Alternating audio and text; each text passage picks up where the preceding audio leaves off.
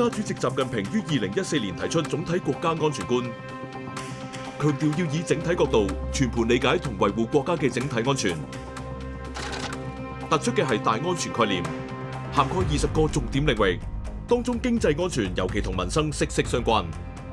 China 67%。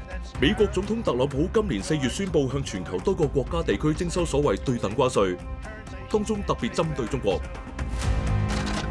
他不是要我們的稅，而是要我們的命。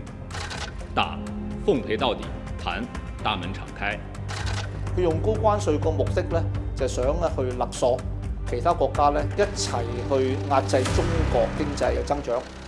如果有啲國家咧，佢係願意同美國合作，一齊去抽中國嘅關稅啊，對中國嘅科技啊有壓制啊嘅話咧，咁啊美國就可以減嗰啲國家嘅關稅。所以關稅咧變成係一個勒索嘅手段。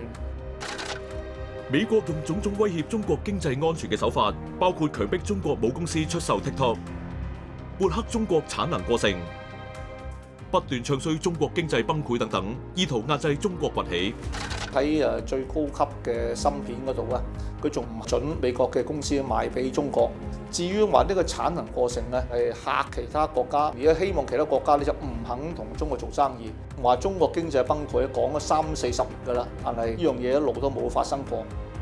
香港背靠祖國，國家早就已經築起經濟安全防線，有底氣宣布向美國作出一系列反制措施，維護我哋嘅經濟安全、國家安全。